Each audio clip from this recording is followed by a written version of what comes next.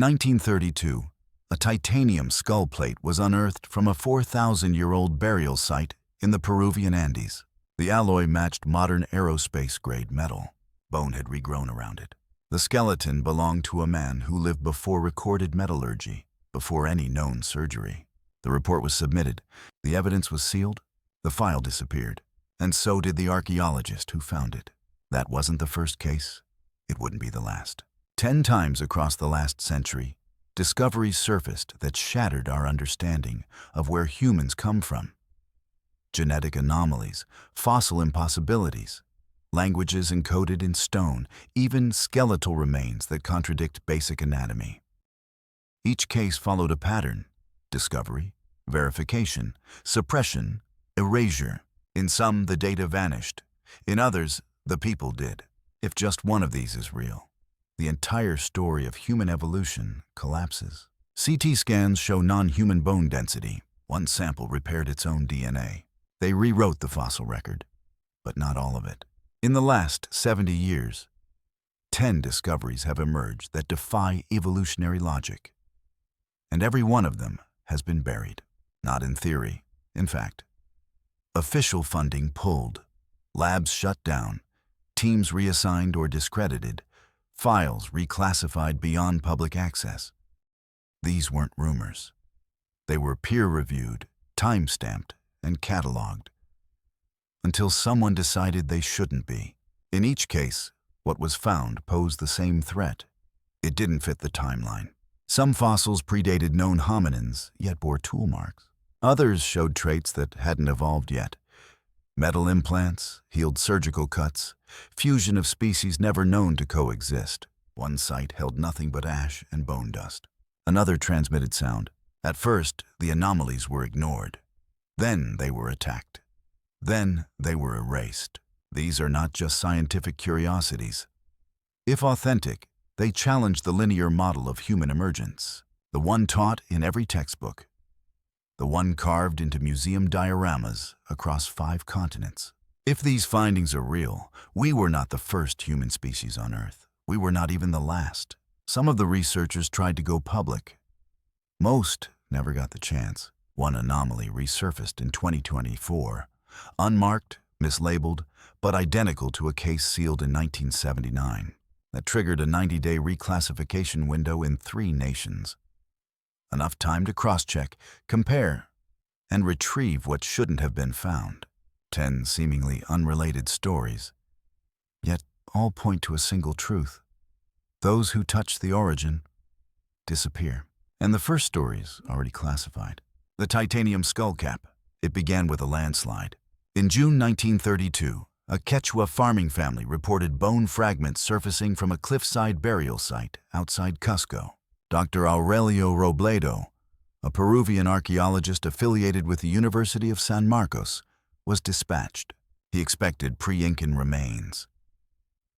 Instead, he uncovered a partial skeleton with an irregular metallic glint embedded in the parietal bone. It was a skull, human, but fused into the left hemisphere was a dull gray plate, circular, 2 inches wide, bordered with calcium deposits that suggested long-term biological integration.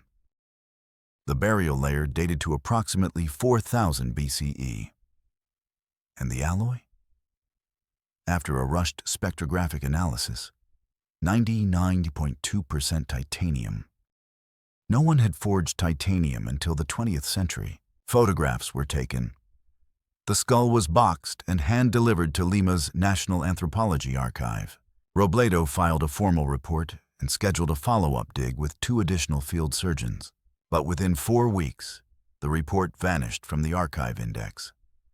The skull was gone. So were the photographs. Attempts to trace the specimen through customs and transit logs returned nothing. Robledo's travel funding was quietly rescinded. A month later, he was found teaching high school science in Ayacucho. The published dig notes were redacted. The site was declared geomorphically unstable. Robledo's assistant, who had photographed the plate under ultraviolet light, left the country in 1934 and never returned. In 1946, a crate labeled Pre-Columbian Ceramics was cataloged in the basement of the Smithsonian's Museum Support Center. Inside, fragments of cranial bone with titanium staining, but no formal accession number and no skull plate. The research team never reunited. Dr. Robledo died in 1957. In his final handwritten notebook, now held in private archives, one line was underlined 3 times. The bone regrew around it. He lived with it. One journalist who tried to reopen the case in 1971 had his passport suspended. He missed his son's funeral. The record ends there. But the next anomaly wasn't forged. It was born. But the next anomaly wasn't made of metal. It was still alive. The red DNA incident. The cave was unremarkable. Just another fossil site in the Altai Mountains, where ancient wind had hollowed limestone into narrow chambers. In August 1987, Dr. René Giraud, a French molecular anthropologist, joined a Soviet-led expedition cataloging infant remains from Pleistocene strata. She was looking for Denisovan sequences. What she found was neither Denisovan nor Neanderthal nor Homo sapiens. Tooth enamel samples taken from a fossilized molar showed a mitochondrial sequence with no match in any known database. The base pair rhythm was irregular. An extra repeat on the D loop. An insertion on the COX1 gene. It replicated cleanly in 4 separate extractions. Then came the deviation. The sample appeared to correct itself. One base pair shifted back into canonical order across all 4 extractions after cold storage. No degradation, no contamination, just reversal. The sequence was submitted under genome batch 77Q and G in red 4. The name came from its bright discoloration under fluorescence. 3 days later, Giraud was denied access to her own lab server. The database folder vanished. When she contacted Moscow's Central Genomics Registry, they claimed the file never existed. But a month later, the same red 4 markers were discovered, intact, in the blood of a child from a remote nomadic tribe in Western Mongolia. The child spoke 23 languages, none formally taught. He claimed he remembered from before sound was separate. The elder of the tribe carried a near-identical sequence. When Giraud tried to publish her findings, her paper was rejected, then flagged for ethical violations. She was forced to resign from the Collège de France. The university labeled the incident data misattribution. The child was never located again. Giraud missed her daughter's graduation while defending the case before the European Molecular Biology Organization. The hearing lasted 17 minutes. The ruling was unanimous. Fabricated data. Her passport was revoked for tax irregularities. No charges were filed. The last image she uploaded was of a printout. A single red line repeating down a thermal fax roll. And then the signal stopped. But the third file wasn't genetic. It was sonic, the moth frequencies. The drill rig struck something it shouldn't have. In October 2003, a Canadian mining consortium began test borings near Franceville, Gabon, an area known for uranium deposits and the site of ancient natural fission reactors. At 312 feet, the borehole hit a cavity. The drill team inserted a camera. It failed instantly, but the attached microphone continued transmitting. The signal was clear, a low-frequency tone at 17 Hz, cycling every 61 seconds. Subsonic, audible only to monitoring equipment. They thought it was machinery interference until they triangulated the source. Inside the cavity, they found no ore, no fault line, just carved tunnel walls. Even stranger, the rock showed signs of softening. Acoustic softening. An independent geophysicist brought in from the University of Pretoria confirmed it. Limestone samples exposed to the tone had altered crystallinity. Compressive strength dropped by 23%, as if time passed differently inside the resonance. Then came the footprints, 13 of them, preserved in the moist floor of the tunnel. Humanoid, but the toes were fused. No arches, and the heels were deep, as if the being was heavy. The stride length measured over 2 meters. The next day, 2 site cameras shut down simultaneously. Not powered off, fried. The subsonic tone continued. On the 3rd day, an overhead satellite pass malfunctioned. Image data was corrupted. GPS locked out. The Frenchville field team was evacuated. The cavity was sealed with concrete. Official reason: natural gas instability. One technician tried to salvage the recordings. He lived in his car for 9 years afterward, unable to sleep under ceilings. The audio disturbed electrical systems around him. Flickering bulbs, phantom phone calls, battery drain. His notes were donated posthumously to a university archive in Lyon. One passage reads, "The sound listens back. The frequency was forgotten until 2020, and then it returned." If the first 3 were coincidences, story 4 will test that theory. The ankle rotation study. The fossil was misfiled. Catalogued as a bear joint, it sat untouched in the Irkutsk Paleobiology Depot for over 40 years. In 1979, it was collected during a Soviet deep-core dig near Lake Baikal, pulled from a depth of 80 meters beneath ancient permafrost. No official site tag. Just a date, a specimen code, and a warning: do not reclassify without state review. In 2021, during a digitization effort funded by the Russian Academy of Sciences, graduate researcher Pavel Vostrikov re-examined the joint. It wasn't ursine. It wasn't simian. It belonged to a biped, possibly hominin, but with one anatomical impossibility: triple-axis ankle articulation. Unlike any known primate, the joint allowed backward rotation up to 270 degrees. The calcaneus was reinforced, as if built for sudden reversals or non-forward locomotion. Muscle attachment scars were prominent. There was no sign of degenerative wear. More unsettling was the imprint found boxed beside it, a boot-shaped depression in mineralized sediment, clearly preserved, with sole ridges and stitching marks. Its length matched a men's size 9. The sediment layer dated to over 190,000 years ago.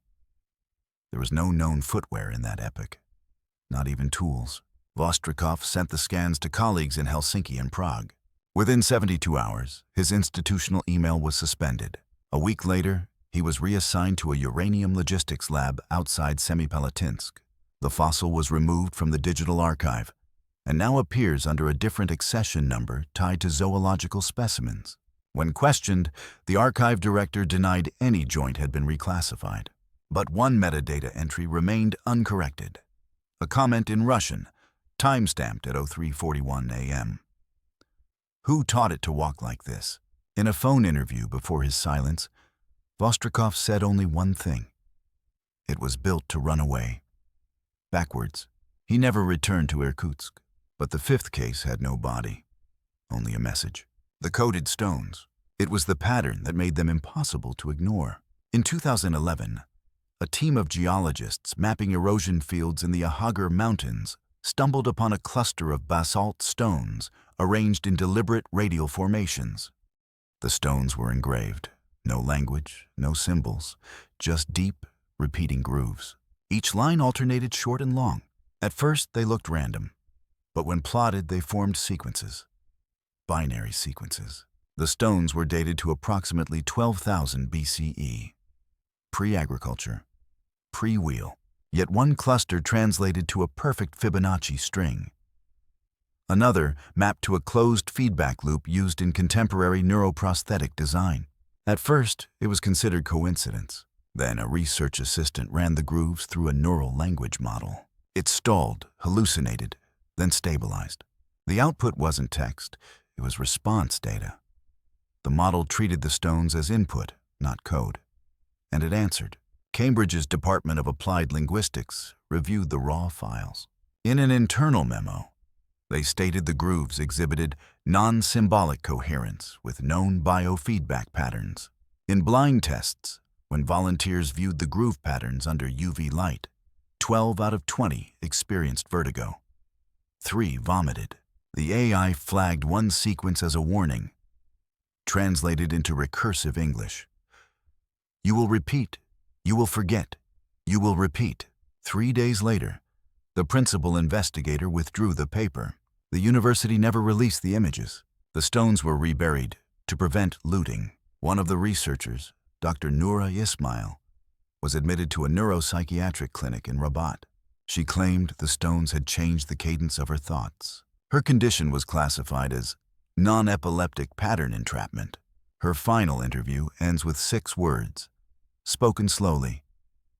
They are teaching memory to stone. One skeptic, Dr. Martin Colville, dismissed the grooves as pareidolia amplified by deep learning error rates. But Dr. Ismail never went home. And then came the underwater burial ground, the coral faces. It wasn't supposed to be there. 40 feet beneath the turquoise shallows off Pohnpei, divers from a Japanese geological survey spotted what looked like human features carved into living coral. Not one, 87. Each face different, eyes open, staring east. The coral was alive. The faces weren't grown, they were etched. But radiocarbon dating on the surrounding reef failed. No carbon residue. When samples were taken back to Okinawa, the coral fragments emitted a weak electromagnetic field, pulsing at 2.3 Hz, unusual but explainable. Until one technician noticed the pulses aligned precisely with solar noon. When synchronized globally, they formed a pattern, a silent clock buried in the ocean. The eyes of the faces aligned with equinox points. Not approximately, exactly. Facial musculature was correct to human ratios, but the proportions were subtly off. The mouths wider, the mandibles squared. One coral sample, face 42, had grown a set of calcified ridges over 5 years, mimicking dental formation. Another diver reported seeing one set of eyelids shift slightly with the current. He never dove again. The dive logs vanished from the Institute archive in 1963. The remaining photos were taken by Dr. Shinjiro Kawai, who drowned in 1965 under unclear conditions. His camera, retrieved months later, contained 2 intact frames. One was blurred. The other showed face 14 up close. There was something in its eye socket, a small, dark sphere reflecting the diver's torch. That frame is now sealed in the National Museum of Emerging Science under restricted access. One diver returned mute, diagnosed with conversion disorder. He died by suicide 5 years later, leaving a single note scratched into a dive slate. It blinked twice. When a team attempted a follow-up expedition in 1990, the reef section had collapsed. No faces remained. From here on, the pattern stops asking for permission. The Ash Code child. It began with ash. In 2005, a joint excavation by the Max Planck Institute and Addis Ababa University uncovered a shallow burial site near the Awash River basin. At first, the site was dismissed. A small cremation pit, scattered bone dust, partial femur fragments. No artifacts, no tools. But when samples were processed, anomalies emerged. The cremated remains belonged to a single child, approximately 6 years old. Genetic reconstruction from tooth pulp and compact bone revealed a chimera, 4 distinct hominin lineages: Homo sapiens, Homo habilis, a Denisovan variant, and a 4th, unclassified, with 5 deleted exons and 3 unknown codons. Impossible under standard mutation rates. The mitochondrial match ratio was statistically unresolvable. The only explanation was targeted integration. Someone, or something, had mapped this genome. The bones were burned at 3 precise temperature bands, 360, 610, and 890 degrees Celsius. Layered cremation, controlled. No natural fire behaves this way. Trace analysis of the ash revealed isotopes matching impact ejecta from known meteor sites. More disturbing was the presence of molybdenum and iridium, rare metals used in spacecraft shielding. This wasn't cremation, it was disposal. A single fingerprint was recovered from a fragment of femur. It had 6 ridges, unusual but not unheard of. Then a technician rotated it 180 degrees. The spiral matched a glyph found in cave art 700 kilometers away, dated to 35,000 years earlier. The symbol had never been translated. Until now, The research paper was pulled before peer review. UN cultural authorities arrived unannounced. The excavation director's passport was flagged for violation of heritage export laws. Within 2 weeks, the entire dig team's visas were revoked. The site was reclassified as anthropogenic debris zone. Satellite imaging from 2006 shows the pit location covered in poured concrete. One of the researchers, Dr. Leila Mariam, never boarded her return flight. Story 8 brings back the sound from Gabon. The Resonate Vault. It was sealed by sound. In April 2020, a seismology team surveying dormant fault zones near Mendoza recorded a harmonic anomaly beneath Cerro Diamante. The frequency was precise, 17 Hz, cycling every 61 seconds, identical to the signal logged in Gabon 17 years earlier. The team assumed equipment error until the ground responded. A cavern opened following a minor tremor. Inside, a vault. Walls of obsidian, unnaturally smooth, six-sided. No visible seam, no entrance. But when a replica of the Gabon tone was played through a subsonic transducer, the surface vibrated and released. The structure responded to frequency, not force. Within the chamber was a single figure, mummified, half-collapsed, seated, humanoid torso, avian pelvic structure, elongated arms terminating in fused digits. Its trachea contained vocal folds, intact. One hand was raised toward its throat. Moisture was still present in the chest cavity. The internal organs had been flash-dried. No decomposition. Tissue sampling revealed a hybrid genome, human mitochondrial core, with insertions that did not match any terrestrial organism. The outer skin layer bore magnetite filaments arranged in directional patterns. Function unknown. One embedded fragment contained a glyph, identical to the one recovered from the ash-code child's femur in Ethiopia. No light source existed inside the vault, but lichen grew anyway, following the chamber's internal resonant nodes. The frequency kept them alive. A single line was etched into the wall above the body in an alphabet never seen before. AI-generated translations yielded one phrase with 91% confidence. It must not sing again. Within 3 weeks, the vault was resealed.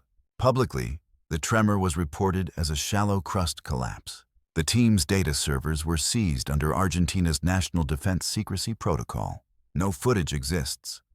Only a partial CT scan, leaked via a veterinary imaging lab in Cordoba. The linguist who attempted phonetic reconstruction of the vocal folds left academia. No farewell. No publications. His office was emptied overnight. The 9th file wasn't excavated. It surfaced. The Tokyo emergence. It lasted 12 seconds. On August 17, 1998, during a monsoon event in Setagaya, Tokyo, 3 municipal surveillance cameras captured footage of an entity emerging from a street-level flood drain. The timestamp was 3:14 a.m. The footage was never broadcast. Witnesses described a tall, translucent figure with 6 limbs, each jointed at irregular intervals. Its skin refracted light. No pigmentation, no clothing, no features. As it moved, condensation formed around its body, lowering ambient temperature by nearly 6 degrees Celsius. It emitted a low tonal burst, precisely matching the 17 Hz signal logged in both Gabon and Argentina. Within 2 blocks, transformers overloaded. Power failed. Police dash cams glitched to static. 2 officers on scene approached and were met with a second tone, higher in frequency, shorter in duration. One officer, Takashi N., reported seeing a brief shimmer around his own body, as if reflected backwards. He described the entity speaking in rapid, harmonic pulses. Audio analysis from a nearby taxi dash recorder later revealed the sound-matched phonetic signatures reconstructed from the vocal folds found in Argentina. The being did not flee. It dissolved, visibly from extremities inward, as if reversing its own formation. No residue remained. But 23 minutes later, emergency workers found a mucosal trace in the storm drain. A biological sample. When tested, it returned partial mitochondrial matches to genome batch 77Q-Red4. the same anomalous sequence discovered in Mongolia in 1987. 1 week after the event, Officer Takashi N was suspended. Official reason: operational instability. He later lost custody of his children following court testimony that referenced non-human auditory coercion. His partner refused to speak on record. Internal Affairs sealed the investigation. Surveillance footage was archived, then pulled. The city's backup servers suffered unexplained parity failures the same night. The only remaining record is a printed transcription from the dash audio, extracted by hand, 3 tones. Translated from the Red 4 dataset, they repeat a single phrase: "We are the memory of origin." One anomaly remained, and it named us, the Eolith Archive. They weren't looking for anything. In December 2022, a climatology team from the University of Bergen drilled ice cores near Dome C. Standard atmospheric sampling. At 3,407 meters, the drill struck something solid. Not rock, not air. A crystalline vault, embedded inside the ice sheet. The ice around it dated to approximately 480,000 years before present. Inside were 7 flat tablets, arranged radially, made from a translucent mineral resembling opaline silica. Each tablet was etched with humanoid figures, sequential, but in reverse. The first showed a biped in what appeared to be an EVA suit. The next, less upright, holding primitive tools. The last, hunched, knuckle-walking. A regressive evolution. The 7th tablet was different. It showed Homo sapiens, upright, familiar, but its form was marked in red. Above its head, a glyph, a termination symbol, identical to the one found etched on the vocal vault wall in Argentina. One figure on the same tablet was scratched out, aggressively, deeply, an erasure within an archive. Material analysis revealed the same mineral signature as the binary etched stones recovered in Algeria. Molybdenum traces, magnetite threading. A weak electrical charge persisted on one edge of tablet 4, enough to interfere with drone guidance systems flying overhead. The tablets weren't inert. They were active. Of the 7 artifacts, only 6 arrived in Oslo. 1 disappeared during air transport over the Southern Ocean. The crate was found empty, buckled from inside. No tracking data survived. The lead glaciologist on site, Dr. Emil Strum, developed optic nerve deterioration shortly after exposure. Within 5 weeks, he was legally blind. No cause identified. In his final typed note before losing sight, he wrote, "They left this too early. We were not supposed to find it." This is the only record where the glyph speaks in the first person. No instruction, no warning, just identity. I was the prototype. Which brings us to one last question. If even one of these records is real, then the human story as we know it is a fabrication, revised, redacted, and reissued to fit a narrative of accidental emergence. But what if we were not the endpoint of evolution? What if we were the interruption? 10 discoveries, 10 erasures, each found under different soil, stone, ash, or ice, each pointing back, not to primates, but to engineers. The data forms a loop. Genetic anomalies, buried architectures, biological code, resonance-based vaults, and a glyph that recurs across continents and millennia. It says one thing: termination, not extinction, not failure. Termination as in design end. That symbol reappeared in Antarctica. But the voice came from Tokyo. We are the memory of origin. A statement of identity or authorship. And if that's true, we are not the first to ask who we are. We're simply the first not allowed to remember. One could argue none of this is real. Fabricated dig notes, misinterpreted audio, AI hallucinations, artifacts misplaced, not suppressed. But if the documents are lies, why were they classified? Why do their timelines align? Why do the researchers vanish? Somewhere beneath ash, coral, and frozen vaults, a story waits, one designed to be uncovered too late. And if this was all engineered, our bodies, our minds, our forgetting, then the truth is not just hidden. It was buried on purpose. If this is humanity's real beginning, then what was our intended end? Archive it or burn it. This video is created for analysis and storytelling. Sources are public. Approach extraordinary claims with healthy skepticism.